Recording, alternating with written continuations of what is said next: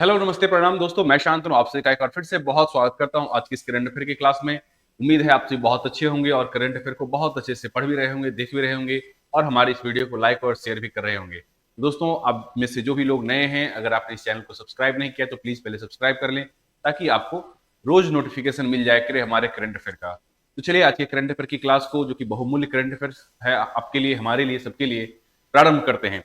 तो आइए दोस्तों, हमारा आज का पहला करंट अफेयर क्या है। पहला है डीएमआईएल। डीएमआईएल क्या हुआ? तो डीएमआईएल हुआ Delhi metro international limited. Metro rail corporation जो है यह अपना अंतरराष्ट्रीय ब्रांच प्रारंभ कर रही है, इसका अंतरराष्ट्रीयकरण करने जा रही है। और इसके पहले सीईओ कौन चुने गए हैं दोस्तों? तो Sanjay Jamuwar. Sanjay Jamuwar Delhi metro international limited DMIL के पहले सीईओ चुने गए हैं। अगर हम मेट्रो की बात करें तो भारत में metro man of India, metro man के नाम से जो जाने जाते हैं, उनका क्या नाम है? ई श्रीधरन। ई श्रीधरन को भारत में मेट्रो मैन के नाम से जानते हैं। मेट्रो आपको डीसी शंट मोटर के सिद्धांत पर चलती है और इसमें रीजेनरेटिव ब्रेकिंग सिस्टम का उपयोग किया जाता है। भारत में सबसे पहले पूछता है कि मेट्रो सेवा कहां प्रारंभ की गई थी, तो यह आपको कोलकाता में, और कब? 1984 में प्रारंभ की गई थी। और कोलकाता मेट्रो ही भारत की पहली मेट्रो रेल लाइन है, मेट्रो परियोजना है जो नदी से गुजरती है। कहां से? नदी से। हम सभी जानते हैं, हमने सुना भी है, पढ़ा भी होगा कि यह आपको हुगली नदी से गुजरती है। तो सबसे बड़ा मेट्रो जो नेटवर्क है वह है आपको दिल्ली मेट्रो का, और यह भारत का सबसे बड़ा रेल नेटवर्क है। अगर भारत में मेट्रो के संचालन की बात करें तो यह कितने शहरों में अभी तक संचालित है, तो यह आपको दिल्ली हो गया, कोलकाता, मुंबई, बेंगलुरु, हैदराबाद, अहमदाबाद, जयपुर, कोच्चि, लखनऊ, नागपुर, कानपुर, पुणे और अब पटना में भी संचालित है। भारत में दोस्तों करीब 500 किलोमीटर से अधिक रेल मेट्रो का विस्तार है टोटल मिला के, जिसमें कि कोलकाता मेट्रो जो है सो वह आपको भारतीय रेल की एक इकाई है। चलिए दोस्तों, अभी हाल ही में एक प्रसिद्ध फोटोग्राफर थे जिनका नाम क्या है? रघु राय। इनका हाल ही में निधन हो गया। रघु राय अपने कई सारे ऐतिहासिक तस्वीरों के लिए जाने जाते हैं। ठीक है, रघु राय जो कि अपना द स्टेट्समैन से अपना कैरियर प्रारंभ करते हैं, फिर द मैग्नम फोटोज में शामिल होने वाले पहले भारतीय बनते हैं। रघु राय आपको 1984 के भोपाल गैस कांड हम सभी जानते हैं कब? यह आपको दिसंबर 1984 में हुआ था। दिसंबर 1984 में भोपाल गैस कांड होता है, जिसमें हजारों लोगों की जाने जाती है। उसके ऐतिहासिक और मार्मिक फोटोग्राफी के लिए ये जाने गए। ठीक है, इन्हें 1992 में पद्मश्री पुरस्कार मिला था। इन्होंने मदर टेरेसा पर अ लाइफ ऑफ डेडिकेशन नाम से पुस्तक भी लिखी है। अ लाइफ ऑफ डेडिकेशन नामक पुस्तक इन पर लिखी है इन्होंने, तो मदर टेरेसा पर। ठीक है, चलिए आगे बढ़ते हैं हम। आगे हम देखें तो यह कुछ तस्वीरें हैं जो उनकी कृति को बयां करती है, जिनमें कि 1984 का यह है आपको 1984 के भोपाल गैस कांड की यह तस्वीर है। कब की? 1984 के भोपाल गैस त्रासदी की यह तस्वीर है, जिसमें कि MIC, जिसमें कि कौन सी गैस का रिसाव हुआ था? तो MIC मिथाइल आइसोसाइनेट गैस का रिसाव होता है यूनियन कार्बाइड की फैक्ट्री से। ठीक है, रघु राय आपको इंदिरा गांधी के कार्यकाल, मदर टेरेसा आदि कई सारी तस्वीरों के लिए काफी चर्चित रहे हैं। चलिए आगे आते हैं। तो याद रखिएगा दोस्तों कि रघु राय जिनका हाल ही में निधन हुआ वह क्या थे? तो वे एक फोटोग्राफर थे। अगला हमारा क्या है? तो अगला है हमारा कि फ्रांसीसी राजनीति में बदलाव 2027। ठीक है, तो अभी हाल ही में जो फ्रांस के राष्ट्रपति हैं इमैनुअल मैक्रों, उनसे जब पूछा गया तो एक सवाल के जवाब में उन्होंने कहा कि 2027 में वे अपना जब कार्यकाल पूरा होगा तो राजनीति से संन्यास ले लेंगे। कब? 2027 में फ्रांस से के राष्ट्रपति राजनीति से संन्यास ले लेंगे इमैनुअल मैक्रों। ठीक है, तो इन्होंने स्पष्ट रूप से कहा कि मैं राष्ट्रपति बनने से पहले राजनीति में नहीं था और इसके बाद भी मैं राजनीति में नहीं रहूंगा। दोस्तों, फ्रांस अपने 3 नारों के लिए विश्व प्रसिद्ध पूरी दुनिया में जाना जाता है। वह क्या है? लिबर्टी, इक्वालिटी और फ्रेटर्निटी। लिबर्टी, इक्वालिटी और फ्रेटर्निटी मतलब स्वतंत्रता, समानता और भ्रातृत्व। क्या? स्वतंत्रता, समानता और भ्रातृत्व। पूछ सकता है कभी कि स्वतंत्रता, समानता और भ्रातृत्व किसकी देन है? तो यह आपको फ्रांसीसी क्रांति की देन है, जिसे भारत में भी बाद में स्वीकार किया गया है। ठीक है, भारत फ्रांस संबंधों की बात करें तो भारत और फ्रांस की रणनीतिक साझेदारी है भारत फिर भारत फ्रांस का जो रक्षा सहयोग है वो काफी महत्वपूर्ण है। हम सभी जानते हैं कि भारत ने फ्रांस से राफाल फाइटर जेट खरीदे हैं। साथ ही साथ पनडुब्बी के निर्माण में भी फ्रांस का काफी सहयोग है। दोनों के बीच में कई संयुक्त सैन्य अभ्यास होते हैं, जैसे कि वरुणा। आर्थिक सहयोग भी दोनों के बीच में काफी बड़े स्तर पर है, ठीक है।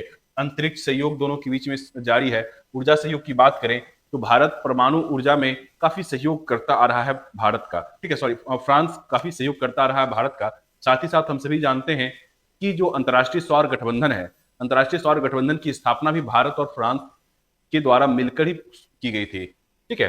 चलिए तो आगे बढ़ते हैं दोस्तों। तो यह याद रखिएगा, लिबर्टी, इक्वालिटी और फ्रेटर्निटी किसकी देन है? तो यह फ्रेंच रिवॉल्यूशन की देन है। नेक्स्ट है एससीओ रक्षा मंत्री सम्मेलन 2026।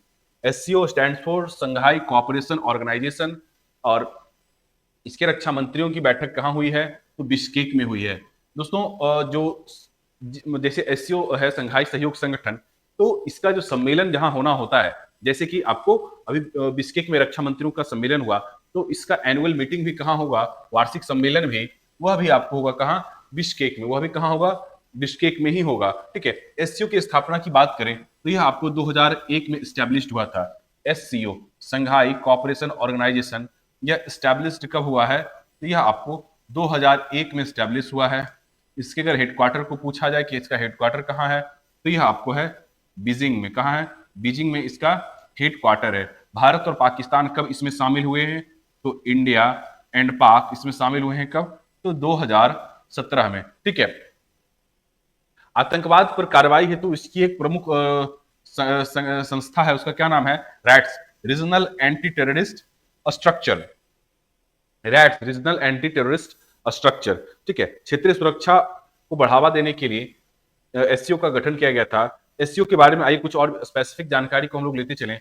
तो एससीओ क्या है? तो संघाई पैक्ट के नाम से इसकी स्थापना होती है, और वर्तमान में इसमें 10 बड़े देश शामिल हैं, ठीक है। 10 बड़े देश शामिल है। आप सोच सकते हैं कि यह आपको रूस, चीन और भारत जैसे जब बड़े देश शामिल हैं तो दुनिया के कितने बड़े भूभाग को यह कवर करता है, ठीक है, जो कि आपस में राजनीति, सुरक्षा और व्यापार पर चर्चा करते हैं। एससीओ की स्थापना कब हुई? तो 2001 में हुई थी, और इस तब से इसके रक्षा मंत्रियों की नियमित बैठकें भी प्रारंभ होती है। हालिया 28 अप्रैल 2026 को बिश्केक के किर्गिस्तान में, सॉरी, किर्गिस्तान की राजधानी चूंकि बिश्केक है, तो वहां इसकी क्या होती है? रक्षा मंत्रियों की बैठक होती है, ठीक है। क्यों होता है? तो इसका मुख्य उद्देश्य यूरेशिया में आतंकवाद, अलगाववाद और कट्टरपंथ, थ्री एविल्स जिसे कहा जाता है, उससे निपटने हेतु बैठक होती है। आपस में सैन्य सहयोग बढ़ाना इसका मुख्य उद्देश्य होता है। सदस्य कौन कौन से हैं? तो भारत है, चीन है, रूस है, Pakistan, Iran, Belarus, Kazakhstan, Kyrgyzstan, Tajikistan और उज्बेकिस्तान। इसके कुल 10 सदस्य हैं, ठीक है। कौन कौन? भारत, रूस, चीन, Iran, Pakistan, Belarus, Kazakhstan, Kyrgyzstan, Tajikistan और उज्बेकिस्तान इसके सदस्य हैं। इसका मुख्यालय कहाँ है? तो बीजिंग में इसका मुख्यालय है, ठीक है। सेक्रेटारिएट भी वही है। और ताशकंद, उज्बेकिस्तान की राजधानी ताशकंद में रैट्स का हेडक्वार्टर है। रैट्स का हेडक्वार्टर कहाँ है? यह आपको उज्बेकिस्तान की राजधानी ताशकंद में है। अभी मीटिंग कहाँ होनी है इसकी? एनुअल मीटिंग अभी रक्षा मंत्रियों की जहां मीटिंग हुई थी किर्गिस्तान की राजधानी बिश्केक में, बिश्केक में ही इसकी एनुअल मीटिंग भी आयोजित की जानी है, ठीक है। चलिए आगे बढ़ते हैं। आगे हमारा है global report on food crisis.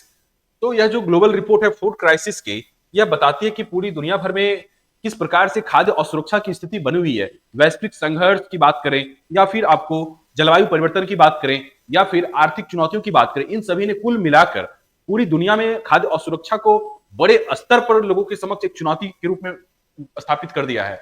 यह रिपोर्ट बताती है कि वैश्विक भूखमरी की वास्तविक स्थिति और खाद्य असुरक्षा नीतियों की तत्काल आवश्यकताओं को रेखांकित करती है, और दुनिया भर में यह खाद्य स्थिति की ताजा आकलन को बताती है। सप्लाई चेन में बाधा जो क्यों हुआ है? सप्लाई चेन में बाधा युद्ध के कारण देखने को मिल रहा है। दूसरा, जलवायु परिवर्तन इसका मुख्य कारक है। जलवायु परिवर्तन का सबसे नकारात्मक असर किसी चीज पर होना है या हो रहा है तो आपको कृषि है, क्योंकि कृषि जलवायु पर मुख्य रूप से आधारित होती है। इस रिपोर्ट की बात करें तो यह रिपोर्ट बताता है कि फूड सिक्योरिटी इंफॉर्मेशन नेटवर्क और global network against food crisis द्वारा जारी किया जाता है, जिसमें दुनिया के बहुत बड़े एक्सपर्ट सब शामिल होते हैं। यह देश की रैंकिंग और स्टेटस को तय करता है। कैसे तय करता है? तो अगर लेवल 1 का स्टेटस है तो सब ठीक है, कोई किसी प्रकार की सिक्योरिटी की दिक्कत नहीं है, फूड अवेलेबिलिटी सबको उपलब्ध है, ठीक है। फिर है कि तनाव का क्या, लेवल 2 में अगर कोई देश है तो वहां तनाव की स्थिति है, स्ट्रेस है। लेवल 3 है यानी क्राइसिस की स्थिति को बताता है, लेवल 4 क्या है, तो ये इमरजेंसी की स्थिति को बताता है। और लेवल 5 में अगर कोई देश है, इसका मतलब है कि उस देश में या उस क्षेत्र में अकाल जैसी स्थिति है, लोगों के पास खाने को अनाज नहीं है। ठीक है, रैंकिंग देते समय यह देखा जाता है कि उपलब्धता कैसी है, यानी क्या देश में पर्याप्त अनाज पैदा हो रहे हैं या इंपोर्ट हो रहे हैं कि नहीं हो रहे हैं। दूसरा चीज है कि अगर देश में अनाज है तो उस अनाज तक पहुंच यानी एक्सेस कैसा है, सभी लोगों को एक्सेस समान रूप से है या नहीं है, या कुछ लोग ही उसका लाभ ले रहे हैं। फिर तीसरा क्या है, स्थिरता, स्टेबिलिटी, क्या वहां किसी प्रकार की युद्ध जैसी स्थिति है या अशांति की भावना है या गृह युद्ध चल रहे हैं। फिर चौथा है उपयोग, यूटिलाइजेशन, क्या लोगों को साफ पानी और पोषण मिल पा रहा है कि नहीं, यानी कुपोषण की कोई स्थिति तो नहीं है। तो इन आधार पर यह रिपोर्ट तय करती है कि वहां फूड सिक्योरिटी की किस प्रकार की स्थिति है, लोगों को अनाज मिल रहा है या नहीं मिल रहा है। हम सभी जानते हैं कि कोई अगर व्यक्ति पूरी दुनिया में अगर उसे अच्छा पोषण ना मिले तो पोषण नहीं मिलने से कुपोषित होता है, कुपोषित होने से क्या होती है, वह आगे जाके बीमार होगा, उसकी प्रोडक्टिविटी वैसी नहीं होती है और वह एक प्रकार से गरीबी की दुष्चक्र में फंसता हुआ जाता है। इसीलिए मल्टी डायमेंशनल प्रोवर्टी इंडेक्स भी यूनाइटेड नेशंस के द्वारा जारी की जाती है। ठीक है, चलिए आगे आते हैं हम। आगे हमारा खाद्य संकट पर जो वैश्विक रिपोर्ट है वह बताती है कि दुनिया भर में करीब 26.6 करोड़ लोग तीव्र खाद्य असुरक्षा का सामना कर रहे हैं। कितने? 26.6 करोड़ लोग पूरी दुनिया भर में खाद्य असुरक्षा का सामना कर रहे हैं। इसमें भी 1.1 करोड़ से अधिक लोग कहां के हैं? पाकिस्तान के हैं, जिनमें कि आपको अगर खाद्य असुरक्षा की बात करें तो इसमें 10 देश जैसे कि Afghanistan, Bangladesh, Congo Republic, Myanmar, Nigeria, Pakistan, दक्षिणी सूडान, सीरियाई अरब गणराज्य और यमन, इन जगहों पे जो खाद्य असुरक्षा की स्थिति है एकदम भयावह स्तर पर है, यहाँ बहुत बुरी हालत है। ठीक है, चलिए आगे हम बात करते हैं। आगे है कि लंदन मैराथन में जो अभी तक 2 घंटे की बैरियर थी, यानी कि जो पुराना रिकॉर्ड था कैल्विन किप्टन का, किनका? कैल्विन किप्टन का, इसको तोड़ा है किसने? सेबेस्टियन सावे ने। सेबेस्टियन सावे ने 1 घंटे 59 मिनट 30 सेकंड में लंदन मैराथन को पूरा किया और 65 सेकंड के अंतर से यह मैराथन उन्होंने जीत लिया। ठीक है, आगे बढ़ते हैं हम। आगे हमारा ISSF junior world cup, ISSF junior world cup. ठीक है, इसमें भारतीय खिलाड़ियों ने झंडा गाड़ दिया है। क्या किया है? झंडा गाड़ दिया है पूरी दुनिया में भारत का। आईएसएसएफ जूनियर विश्व कप में आपको, जो कि कहां हुई थी? काहिरा मिस्र में हुई थी। कहां हुई थी आईएसएसएफ जूनियर वर्ल्ड कप? यह आपको कायरो यानी कि काहिरा मिस्र में हुई थी, इजिप्ट में। और इसमें भारत ने अपना दबदबा दिखाते हुए कुल 16 पदक जीते। कितने? कुल 16 पदक, जिसमें 5 स्वर्ण पदक, 6 रजत और 5 कांस्य पदक जीते। कितने? 16 पदक जीते, जिसमें 5 स्वर्ण, 6 रजत और 5 कांस्य पदक के साथ तालिका में शीर्ष स्थान प्राप्त किया। दोस्तों बहुत बार पूछ देता है कि अगर कि कौन सा खिलाड़ी किस खेल से संबंधित है, तो आइए एक नजर हम लोग देख लेते हैं, क्योंकि ये सभी गोल्ड मेडल विनर हैं। कौन कौन? इनमें पहला नाम है हमारा प्राची गायकवाड़ का। Prachi Gaikwad 50 metre rifle 3 position में स्वर्ण पदक जीती है महिला श्रेणी में। ठीक है, क्या नाम है? प्राची गायकवाड़ किस खेल से संबंधित है? शूटिंग से है। 50 मीटर राइफल में वो गोल्ड मेडल जीती है।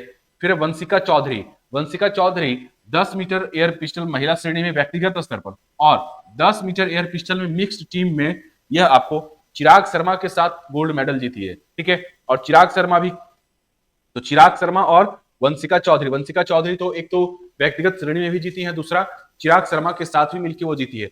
फिर आते हैं दिव्यांशु देवांगन और शांभवी क्षीरसागर।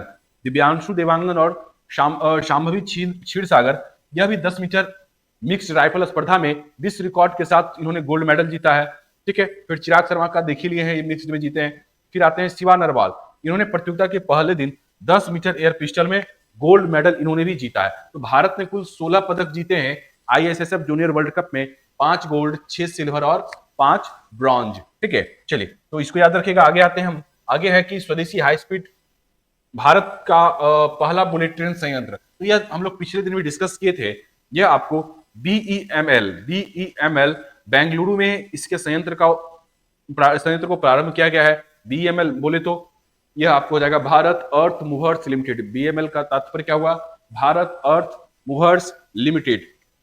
यह भारत की मेक इन इंडिया पहल के तहत हाई स्पीड रेल नेटवर्क को बढ़ाने का प्रयास है। हम सभी जानते हैं कि भारत की पहली बुलेट ट्रेन आपको 15 अगस्त 2027 में प्रारंभ करने की योजना है और यह आपको मुंबई अहमदाबाद कॉरिडोर पर चलने की उम्मीद है, जिसकी दूरी लगभग 508 किलोमीटर की दूरी यह आपको 3 घंटे से भी कम समय तय करेगी, जिसकी स्पीड 320 से 350 किलोमीटर प्रति घंटा होनी है। अगर पूछते कि हमारा भारत का जो पहला बुलेट ट्रेन प्रोजेक्ट है कितने स्टेशन से गुजरेगी, तो इसके लिए 12 स्टेशन तय किए गए। कौन कौन सा? मुंबई, पुणे, विरार, बोईसर, वापी, बिलीमोरा, सूरत, भरूच, बड़ौदरा, आनंद, अहमदाबाद और साबरमती। ठीक है, तो यह आपको जापान के शिंकानसेन और स्वदेशी ट्रेन सेट का मिश्रण है, जो जो अभी हमारी ये बीईएमएल बेंगलुरु में जिसकी संयंत्र की आधारशिला रखी गई है, प्रारंभ की गई है, ये आपको उस ट्रेन का क्या नाम है, तो B28 नाम रखा गया। क्या? B28। ठीक है, चलिए आगे आते हैं। आगे हमारा क्या है कि नवजातों के लिए पहली मलेरिया वैक्सीन प्रारंभ की गई है। नवजातों के लिए WHO ने स्वीकृति दी है पहली मलेरिया वैक्सीन की। ठीक है, मलेरिया हम जानते हैं कि मादा एनाफिलीज मच्छर से के काटने से होता है। क्या? मादा एनाफिलीज मच्छर के काटने से होता है। ठीक है, और यह आपको जो दवा है उसका क्या नाम रखा गया है, उस दवा का नाम क्या है? आर्टीमेथर ल्यूमिफे। तो दोस्तों हाँ, इस दवा का क्या नाम है? यह आपको आर्टीमेथर ल्यूमेफेंट्राइन, आर्टीमेथर ल्यूमेफेंट्राइन उस दवा का नाम है। ठीक है, और इसे WHO ने अभी हाल ही में स्वीकृति दी है। ठीक है, किसने? WHO ने इसे हाल ही में स्वीकृति दी है, आर्टीमेथर ल्यूमिफेराइन। दोस्तों अगर कुछ प्रमुख बीमारियों की बात करें, क्योंकि बीमारियों से एक सवाल अक्सर पूछता है, तो आइए सबसे पहले देखते हैं जीवाणु जनित बीमारी के बारे में। तपेदिक यानी कि टीबी, ट्यूबरकुलोसिस, यह आपको माइकोबैक्टीरियम ट्यूबरकुलोसिस के द्वारा होता है इसका। फिर हैजा, हैजा विब्रियो कॉलेरी की वजह से फैलता है, दूषित पानी, भोजन के कारण। Plague, Yersinia pestis, plague Yersinia pestis से फैलता है। टाइफाइड, साल्मोनेला टाइफी, पेस्टिस किससे फैलता है? Salmonella typhi. अब आते हैं विषाणु यानी वायरस जनित वायरल डिजीज के बारे में। तो कोविड-19 हम जानते हैं, कोविड-19 का कौन है? सार्स-कोव-2। कौन? सार्स-कोव-2 इसका वायरस है। ठीक है, डेंगू, तो डेंगू वायरस डेंगू मच्छर के काटने से होता है। HIV एड्स, ये आपको ह्यूमन डेफिशिएंसी वायरस होता है। कौन? ह्यूमन डेफिशिएंसी वायरस होता है, इसीलिए एड्स को क्या कहते हैं? Acquired immuno deficiency syndrome. ठीक है, खसरा, तो खसरा वायरस से फैलता है। अब प्रोटोजोआ जनित रोग देखें, तो प्रोटोजोआ जनित रोग में मलेरिया है, ये आपको प्लाज्मोडियम मच्छर से फैलता है, और इसका वाहक कौन है? मादा एनाफिलीज मच्छर। मादा एनाफिलीज मच्छर मलेरिया की वाहक है। पेचिस, ठीक है, एमियोबेसिस कहते हैं इसको। ठीक है, एंट अमीबा हिस्टोलिटिका, एंट अमीबा हिस्टोलिटिका इसकी वाहक है। उसके बाद आता है जीवन शैली से जनित कौन से रोग हैं? तो मधुमेह, इंसुलिन की कमी असंतुलन से होता है। कैंसर, कोशिकाओं की अनियंत्रित वृद्धि होने को ही क्या कहते हैं? कैंसर कहते हैं। घेगा, ग्वाइटर रोग, आयोडीन की कमी से होता है। अस्थमा, श्वसन संबंध पथ में सूजन आ जाने से क्या होती है? अस्थमा, दम फूलना जिसको कहते हैं। फिर है क्या कि पोषक तत्वों की कमी से डेफिशिएंसी डिजीज कौन कौन सी है? तो एनीमिया, एनीमिया किसके कारण से होता है? आयरन की कमी से। स्कर्वी रोग किस कारण से होगा? तो विटामिन सी की कमी से। रतौंधी किस कारण से होगा? विटामिन ए की कमी से। रिकेट्स क्यों होगा? विटामिन डी की कमी से। ठीक है, तो इन सभी डिजीजेज को याद रखिएगा, ये सभी डिजीजेज आपकी परीक्षाओं में पूछे जाने की प्रबल संभावनाएं रखती हैं। नेक्स्ट है हमारा भारत का पहला एनोड मटेरियल प्लांट। भारत का पहला एनोड मटेरियल प्लांट यह कहां लगाया गया है? यह आपको पश्चिम बंगाल में लगाया गया है, भारत का पहला एनोड मटेरियल प्लांट। चलिए आगे है हमारा GEMA award, GEMA award, gender equality mobilisation award. Gender equality mobilisation award किसे प्रदान किया गया है? तो गुंटूर नगर निगम को यह अवार्ड दिया गया है। किसके? गुंटूर नगर निगम को अवार्ड दिया गया है। और जैसा कि नाम से स्पष्ट है, जेंडर इक्वालिटी मोबिलाइजेशन अवार्ड, तो यह आपको औद्योगिक क्षेत्र में महिलाओं के सामाजिक सशक्तिकरण के उत्कृष्ट कार्य हेतु दिया गया। क्या? महिलाओं के औद्योगिक और सामाजिक सशक्तिकरण में उत्कृष्ट कार्य हेतु अवार्ड दिया गया। कौन सा? GEMA, gender equality and mobilisation पुरस्कार किसे प्रदान किया गया है? तो यह आपको गुंटूर नगर निगम को प्रदान किया गया है। क्यों प्रदान किया गया है? तो महिलाओं के औद्योगिक और सामाजिक सशक्तिकरण हेतु यह प्रदान इसे किया गया है। ठीक है, यह प्रदान कौन करता है? यूनिडो। कौन? यूनिडो इसे प्रदान करता है। याद रखिएगा दोस्तों, यूनिडो इसे इस पुरस्कार को देता है। आगे एक और है आंध्र प्रदेश से संबंधित, वह क्या है? तो 1000 करोड़ की मशरूम मिशन की शुरुआत की है। पूछता है बहुत बार राज्यों से करंट अफेयर कि कौन सा योजना किस राज्य की है, कौन सी योजना किस राज्य की है। जैसे कि मैया सम्मान योजना चला था, किस राज्य का योजना था? है, तो यह है आपको झारखंड का। उसी प्रकार से अभी हाल ही में पूछ देगा कि अभी हाल ही में किस राज्य ने 1000 करोड़ के मशरूम मिशन की घोषणा की है? उत्तर क्या हो जाएगा? उत्तर हो जाएगा आपको आंध्र प्रदेश। क्या उत्तर हो जाएगा आपको? आंध्र प्रदेश। ठीक है, आंध्र प्रदेश के सीएम कौन है? सीएम हम सभी जानते हैं कौन है? चंद्रबाबू नायडू है आंध्र प्रदेश के सीएम।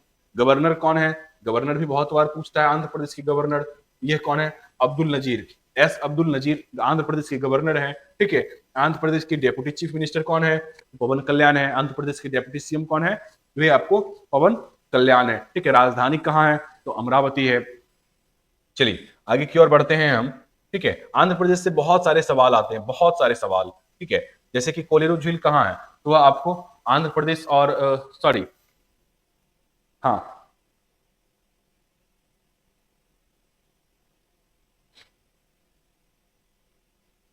वाइब्रांट विलेज प्रोग्राम, कौन सा program? Vibrant village program 2.0, vibrant village program 2.0 पहले प्रोग्राम की बात प्रारंभ किया गया है। पहले प्रोग्राम वाइब्रांट विलेज प्रोग्राम क्या है कि जितने भी सीमावर्ती गांव हैं, सीमावर्ती गांव चीन या पाकिस्तान से लगे हैं, तो उन गांवों में विकास के लिए यह योजनाएं लाई गई है ताकि वहां बुनियादी ढांचे का विकास हो सके और उन गांवों से पलायन रुके। इसके लिए सरकार के द्वारा वाइब्रेंट विलेज प्रोग्राम लाया गया। यह प्रोग्राम पहली बार जो लाया गया था उसमें चीन सीमा से सटे गांवों पर फोकस किया गया था, और इस बार जो 2.0 है यह आपको जम्मू कश्मीर के 6 गांवों से प्रारंभ होती है। कहां? कितने? जम्मू कश्मीर के 6 गांवों को आपको लिया गया है इसमें सबसे पहले फर्स्ट विलेज के रूप में, जिनको की विकसित करने का लक्ष्य रखा गया है ताकि वहां, और फिर वहां बुनियादी ढांचे का विकास करने का लक्ष्य है ताकि वहां से पलायन रुके। ठीक है, चलिए, तो वाइब्रेंट विलेज प्रोग्राम हम देख लिए। वाइब्रेंट विलेज प्रोग्राम की अगर बात करें तो ये आपको कब प्रारंभ हुआ था? तो 2022-23 से प्रारंभ हुआ था। कब? 2022-23 में। और सबसे पहले जैसा कि मैंने कहा था कि चीन सीमा से सटे गांवों के लिए था, जिसमें कि कौन सा हो जाएगा? हिमाचल प्रदेश, उत्तराखंड, अरुणाचल प्रदेश, सिक्किम और लद्दाख के सीमावर्ती क्षेत्र इसमें शामिल किए गए थे। सीमावर्ती गांवों के निवासियों के जीवन स्तर को बेहतर बनाने इसका लक्ष्य था। वाइब्रेंट विलेज प्रोग्राम को आपको 15 फरवरी 2023 को, कब? 15 फरवरी 2023 को मंजूरी दी गई थी, जिसमें वित्तीय वर्ष 2022-23 से लेकर 25-26 की अवधि के लिए कितने खर्च की योजना थी? यह आपको 4800 करोड़ का योजना था। ठीक है, तो हम समझ लिए वाइब्रेंट विलेज प्रोग्राम कब प्रारंभ किया गया? तो 15 फरवरी 2023 को प्रारंभ किया गया। केंद्रीय बजट 2022-23 में इसकी घोषणा की जाती है, और कितना इस पर खर्च किया गया है, तो ये आपको 4800 करोड़ की योजना रहती है। आगे हमारा है न्यूज, आगे हमारा 27 अप्रैल विश्व डिजाइन दिवस मनाते हैं। कब? 27 अप्रैल को विश्व डिजाइन दिवस मनाते हैं, रोजमर्रा की जिंदगी में डिजाइन के महत्व को बताने के लिए। ठीक है, आगे क्या है दोस्तों हमारा?